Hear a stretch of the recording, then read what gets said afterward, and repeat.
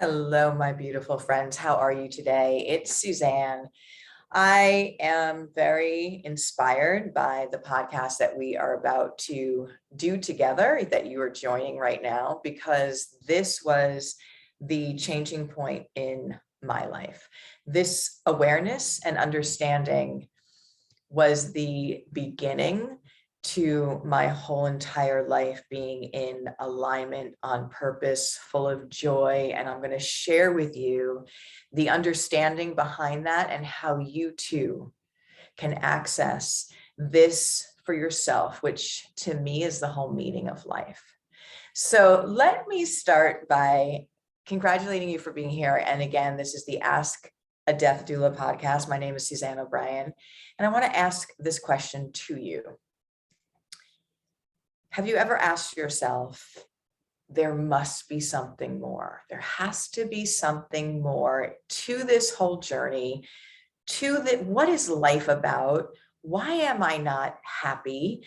Why am I not in a fulfilled place? There's got to be something more. What am I missing? Maybe you followed all of the steps that you were guided to take. People told you to, go to college and become let's just say a nurse. I'm a registered nurse by trade. Let's just say that you followed all of the things. You married somebody who's a good person, and you had children, and everything that people said that is what happiness is about. And yet you're not fulfilled. There's something more.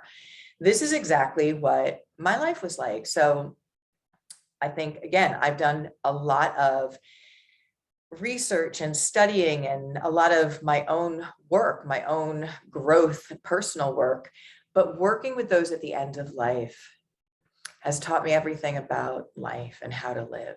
And it has such a big perspective that we're going to share that can really dial this in for you to find your path, your purpose, your alignment.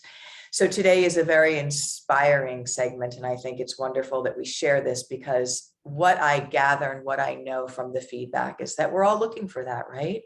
We all want to be happy, but the things that we have been taught that create happiness are all wrong. Now, it's not terrible to have a nice house or a nice car or all of those kind of things, but they are fleeting in the happiness that they provide. They might get a little excitement and some joy for a time period, but it's not sustainable. It's not what we're really looking for. Fulfillment. We're looking for that alignment with our soul's purpose, with our gift in this life. So the question today was, have you ever thought to yourself, there's got to be something more? I know there's got to be something more, but where is it? Like, how do I find that? So I want to share with you a story when I was a young nurse, and I love being a nurse, and I come from a medical family, and I always loved a helping profession, and nursing just seemed like a great fit for me. And then I was working in the hospital, and I kept feeling this calling that would say, go to hospice, go to hospice. And I was like, well, why is that coming in when I have absolutely no end of life experience? Zip, none. Didn't even know anyone I had a girlfriend who had a traumatic death when I was younger, but didn't see no grandparents, didn't see that process, didn't know anything about it, nothing. But I kept hearing this inner voice say, go to hospice, go to hospice. And at the time I was a single mother, and I would be leaving a nursing job that had better pay, better benefits, and better hours. So all of it.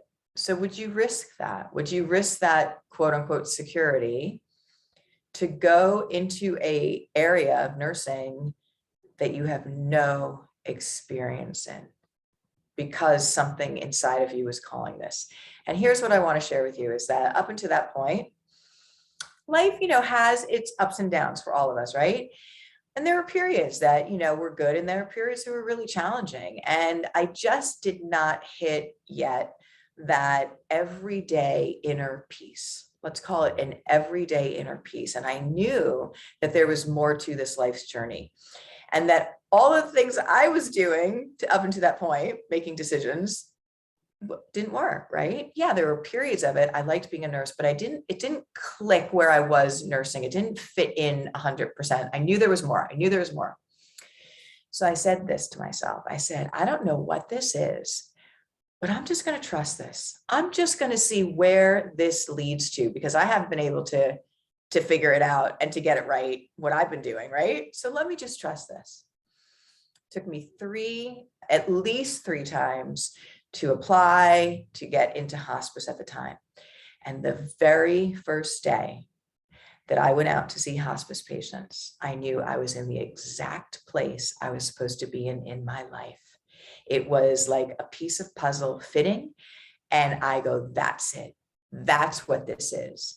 So I want to share with you on today's podcast that you are a holistic body of energy. So your being, Suzanne, you, whoever, everyone, obviously, who's listening is a holistic being. What does that mean? You have 4 different bodies of energy that make up you. And this is so critically important because when we talk about being in balance, when we talk about the different nurturing and balance and parts of us, we have to understand that there's 4 different bodies of energy that actually require different nourishment and care, and they guide you in different ways. So they are the 4 body, it's the physical body, right? That's, most of us know that and just only think of that. The mental body of energy, which is the mind. So it is the brain. It is a local entity. It is what I call your internal Google, because your mind is going to absorb everything that you are exposed to in your life. And it's going to, the output of decision making and things of that nature is going to be based, and this is very important, is going to be based on the input that's in there. Okay. And this is key, because this is why in our world today, we see so much conflict and chaos, because people are not aware of the 4 bodies of energy. And when everyone is saying, well, I'm right, and the other person's saying, well, I'm right, and then someone else is saying, no, I'm right, they actually are all right within, if they're only listening to the output of the mental part of them, body of energy, because it's all based on whatever input they're growing up. What were they exposed to? What kind of education, culture, society, all of that is going to be what the output is. So yes, everyone is going to be saying that I'm right because this is how I feel so strongly, but there's a higher guidance system that is all knowing. So the first one is physical body. Second one is your mental, which is your mind, your analytical. The third one is your emotional body of energy, which, by the way, the body keeps the score, which is a name of a book. I haven't read it yet, but I totally understand it being a nurse. Trauma, energy gets stuck in the body. And it's very important to understand that, especially when we want to be healthy and illness and all that. So there's the emotional body of energy, and then there's the spiritual body of energy. And what's so important is that there are 4 bodies, and knowing that we really, again, want to honor and nurture each one of these. But right now, we as a world, for the most part, are suffering from spiritual bankruptcy. Most people don't even know that they have a spiritual body of energy, and they're definitely not nourishing it and taking care of it. And your spiritual body of energy is your higher wisdom, your knowing. So it's not a religion that I'm talking about at all. I'm talking about a spiritual energy that you can call it God, you can call it source, you can call it just the universe. All of those things are appropriate, but is your highest part of consciousness for you. So this calling that I was getting to go to hospice, that was my highest consciousness. That was the higher part of me guiding me and directing me on my path of purpose. And what I really want you to hear right now is that it's not always going to, if at all, makes sense. So let's go back to when I was hearing this voice and it was saying, go to this thing, go to hospice, go to hospice. And it made, if I put it on paper and did an analytical assessment of this, right, with the mind, because that's what we want to do. Okay, put them in categories. If I went to hospice, I'd have less pay. If I went to hospice, I have no experience. Let's start with that. If I went to hospice, I'd have to work more hours and I'd have less benefits. I'm a single mother. It would make no sense. It would make no sense if I wasn't a single mother. It just doesn't make sense on paper. And trusting that. And that's where the space is. So it's a knowing. It's not, what do I think? When I say, what do I think? That's the analytical mental body of energy that is only going to give me what I've put into it, which is going to be very limiting. It's going to be very limiting, very small scope of perspective. It's this trusting in your knowing. So let's talk about your journey and let's talk about the ways that you can identify the mental analytical mind guiding you or the higher consciousness guiding you, and how your higher consciousness is always working on your behalf to find you in alignment with your path and purpose, because this to me is the whole meaning to life. And I've learned this from listening to those at the end of life before they leave. I've had my own experiences and I've studied this. So I want to share with you, just if you would trust in opening up to the possibilities, because I want this for you. I want you to find that inner peace that no matter what is happening in our physical world, what is swirling, the heaviness, the chaos that's out there, that you know that at any time, at all times, you can access this inner peace that is always guiding you on your path. So I followed that to hospice. And at that exact day, I knew, okay, this is what this is. This is that trusting in and knowing. And I made a conscious decision that very day that I said, I am never going to make another decision other than it being this knowing, this pulling, this in my body. And if you had said to me back then that I would be in the space that I'm in now, working with so many incredible, loving individuals and families around the world in the doula giver space, I probably would definitely not believe you, because I never thought I would not be a hospice nurse, because I loved it so very much. And I knew that I had found my alignment, but I don't try and figure it out at all.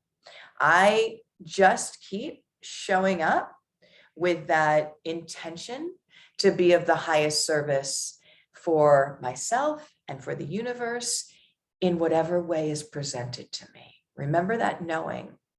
So not trying to figure it out, not trying to say, okay, what's the next, step? I try and wait for that inspiration and just answer that call. Just answer that call. And so by doing so, making that conscious decision, things kept opening up for me. I was that hospice nurse, and I absolutely loved it. And I think that, there's just so many incredible people doing great work. But the reality of where we are today with end of life not going well for most people has to change. It has to change. And it's all, again, based on bringing back the awareness that death is a natural and sacred part of this life's journey. And also, in my opinion, it's the greatest teacher we have about life itself. So knowing that I had so much experience with end of life as an oncology nurse, as a hospice nurse, that I've got to share the stories, that I've got to share the training, that I've got to let people have an inside look in truth of what this looks like, because most people have not seen end of life. It's the number one fear in the world. It does not need to be, and nor should it be. It should be embraced. It should be the greatest teacher that we have. And it should be, again, the thing that teaches us that we are all connected in this humanity, and that presence and non-judgment is our best medicine we have to give to one another. Our best medicine is to show up with no judgment, in pure presence with one another. And we can do that right now, right here. So, and it's free. So when I was called to hospice, that calling, and I followed that, my whole life opened up. I had never felt more alive. And I said in that moment that I'm never going to make another decision other than it being a knowing, not what do I think, what do I know? And it's led me to create Doula Givers International, to be able to, at this point, have trained 100 and almost 40,000 people worldwide with the level 1 end of life doula training, being able to just meet with people every week on global life cafes. And all that we have has been such an incredible honor and continues to grow in that momentum of love, which is incredible. So I want to give you some tools and tips that you can use in your life to find your purpose. Now, this is my belief system. Everyone is here for a reason. Everyone has a gift, if not several. And the meaning of life is to find what your gift is and then to share that in your purpose. And it's all, people have different gifts. I mean, that's just the beauty of it all. But to find your piece of the puzzle that matches, like I did in hospice. And I will give you an inside tip to all of this. Your gift is always going to be connected to service somehow. Your gift is always going to be connected to making the world a better place for everyone, no matter what that is. So you want to understand that you have a mental analytical mind that is also called the ego. And the ego is always going to be wanting you to be kept separate. So it's always going to want you to be in that place of defense mode, fear-based. Someone else is going to get it before you get it. You're not good enough. You're not good enough. How many times do we know that, right? So when you hear things in your mind thinking, when it says, well, you can't do that, you're not good enough, or you don't know how to do that, or you're not, it just runs the gamut. That's the ego mind. That's the analytical programmed mind that, by the way, is always going to want you kept small, is always going to want to keep you from finding your purpose and alignment. Why? Because once you find your purpose and alignment, the ego doesn't have, it's not that it doesn't have life, it just doesn't have the power anymore. So here's the thing. You have a higher consciousness guiding you and voice, heart-centered, heart guidance, and you have a mental ego guidance. When you're not aware of the two, your ego is running the show and directing you 95% of the time. Frightening. When you are not aware, that ego voice, be fearful, stay small and all of that. You can't do this. You're not good enough. You're not pretty enough. You're not thin enough or heavy enough or whatever it is. It's always going to want to keep you from moving forward and finding your alignment.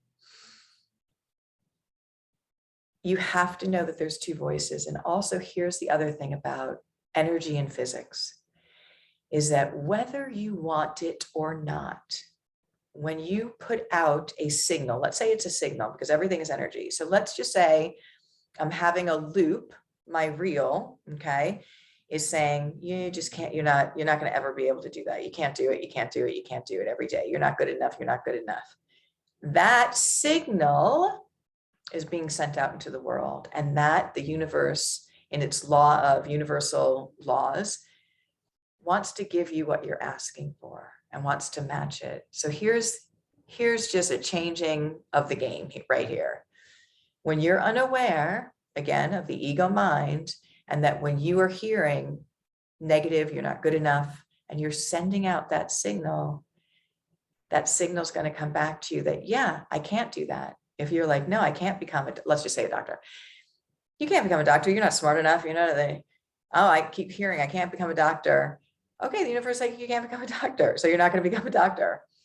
This is really important because you want to start to control the mind. So I have a great technique for you that I've developed. It's called the R.A.I method. We don't want to push the ego away completely. We don't want to kind of squash it down and pretend it's not there. And we don't want to get angry at it. We want to love, because it's all about love, right? So you want to use the R.A.I technique. You want to recognize that it's the ego talking. And how do I know when the ego is talking? Because if I feel anxious, if I feel defensive, if I feel angry, if I feel anything but peaceful, that's the ego. So you want to recognize that it's the ego. And I sort of look at the ego like a small, frightened child, right? Because it's great to put something into context. So looking at this fearful, which we know when people are fearful, they do things and act in ways that are not nice. But again, a lot of times the root cause of that is always fear. So I look at the ego like this fearful child, recognize what that is, then acknowledge it and say, hey, ego, you don't have to be fearful. You don't have to worry. You don't have to try and protect me. I've got this now. So the integration. So R.A.I, recognize, acknowledge it, say, thank you, ego. Because it's like that inner child that just is fighting and angry and wanting to keep you separate. So you want to acknowledge, and then you want to integrate. Come along. You don't have to be fearful now. I've got this. Because there's a point in our lives when we are, adults, and hopefully, there's different moments throughout our lives, but really there's those times in our life that are wonderful energetic spaces to open up to a different path. So many people will say, okay, well, there's something called a midlife crisis, right? That happens 40 or 50, whenever people think that happens midlife. I don't think it's a midlife crisis in the sense of, you go out and you buy, a fancy car and you're, it's to me, because I've seen this with so many people, it's an energetic space where you literally look back on all of your life and take inventory. And it's a moment that the universe is giving you to say, I'm either going to go right or I'm going to go left. So it's like an intersection in your life's journey where it allows you to say, let me look at this. Am I really happy?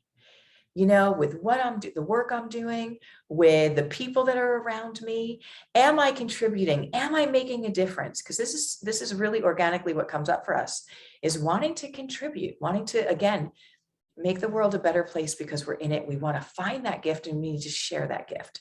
So I don't think it's a midlife crisis like has been put in the movies and things like that. But I do think there is that space that we all come to at a certain point in our adulthood that says, let me look at this. And if I'm going to make a change, this is my opportunity to do so. And I have found that so many people are really open again to what I shared with you before, that they know there's something more out there. They know this life's journey has so much more to it, but I just don't know how to access that. So sharing with you the 2 guidance systems and allowing you to know when the ego's talking and to try and quiet it, because there's techniques and different things to do that. The first thing is always awareness. And then knowing when your heart is guiding you. And here's the thing, when your heart is guiding you, and it's always going to have your highest benefit and purpose in mind and in alignment, there's going to have to be that trust and belief in, yes, I can't see it, doesn't make sense on paper, I can't see why I'm being called to do that or go there or be with this person or whatever it is, but it feels in every cell of my body is saying yes. It's saying yes. There's a peace, there's a harmony, there's something that I haven't been able to tap into before energetically. And when you trust in that, and that takes courage, when you say, I am going to trust this, that's where all the magic happens. That is where all of the magic happens in your life. And you will start seeing that more and more things will be coming up to alignment.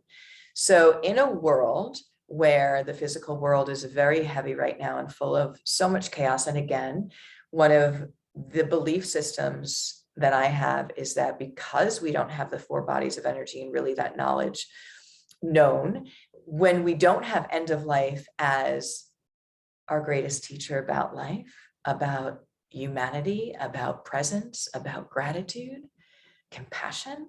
When we've removed that from our world, this is what we're left with. We're left with the ego mind ruling the roost 95% of the time, and it is chaos. So we need to bring this back. But for you, I want to share with you again this tool and what I have learned and used in my life that has completely clicked me in to my alignment of my purpose. And there's a flow to it. So it's so freeing that I almost want to say it's simple, but it's not simple at all. But it is in a sense, but you have to trust in that. When you find your flow and you trust in that and you show up every day to be of the highest service to you and to everyone else with that intention, and just allow what presents itself, your life is going to be everything and so much more than you ever thought. In fact, I was just reading, I kind of want to bring it up on my phone. I was just reading one of the testimonials from our doula givers students, because we just ended a semester. And she said something about that this course and this community and what she got from it has been beyond her wildest dreams, because it is a life class as well. It teaches you, we go through a lot of these universal truths, the kindness, the high vibration, the finding your purpose and your calling, which, by the way, being an end-of-life doula giver is a calling. And so when people trust in that, again, that pull, that knowing, their whole life opens up. So a couple of things I want to leave you with today is give yourself this gift.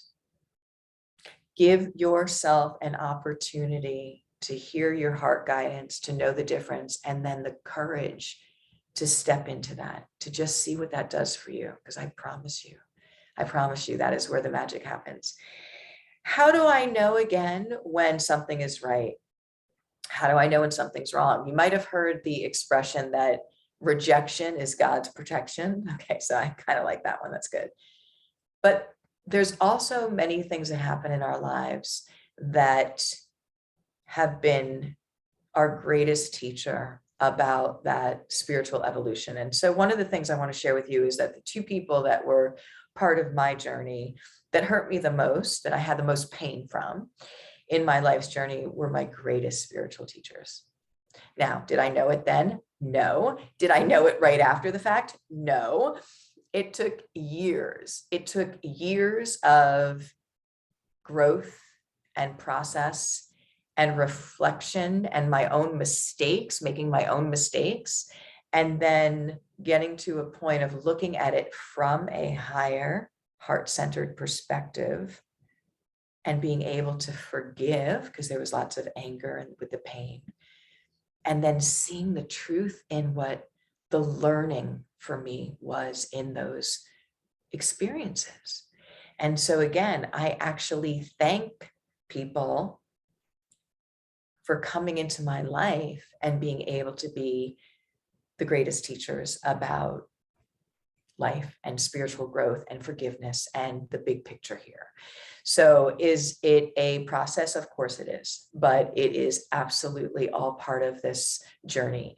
And when you are going through things that are uncomfortable, or you're stressed out, or this job just is like, so stressing me out and I can't stand and draining me, that's not the job for you. That's not your alignment. And you are the only one that can make the decision for yourself to make choices. Don't listen to other people. Listen to your guidance system and your heart. And I think of us like having an energetic bank account. You're either putting into it or you're either having it depleted and drained. If you are spending time in a job that you don't like, it's draining your energy, which does not allow you, again, to have time to do other things, but it also keeps you out of that flow of where you're really supposed to be in your purpose and alignment.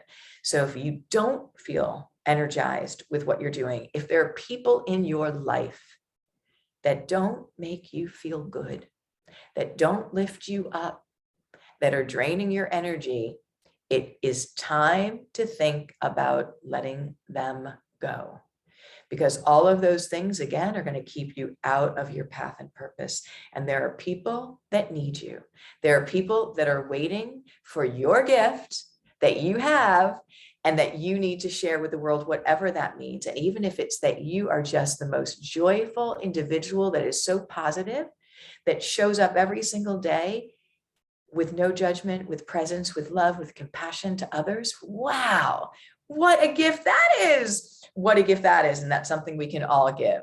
So I want to leave you today again with understanding those two different directionals. You have 4 bodies of energy, and there's 2 that direct you.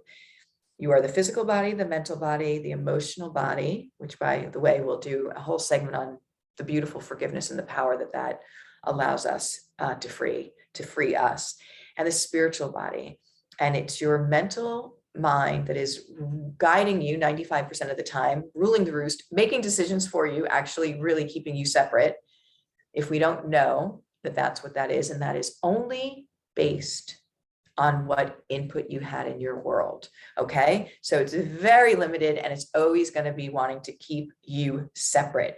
And then you have your heart-centered guidance. You have your consciousness. You have your all-knowing wisdom. And my friends, at the end of life, when the physical body of my patients is declining and diminishing right in front of my eyes, and the spiritual body is growing, there is a point in their journey that they get their spiritual eyes, their spiritual wisdom, and they're able to look back at their entire life's journey, and it all makes sense. And they go, I get it now. Now I know why that happened. Oh, I forgive that person. That was a lesson I was supposed to learn. It all makes sense. It's all about love, and we are all connected. Let's not wait to the end of our lives to access that. We can access that now. And I'm here to guide you every step of the way. All right. That was our podcast for today. I love you so very much. And if you, again, have any questions, please write them below. You can also contact us at support@doulagivers.com.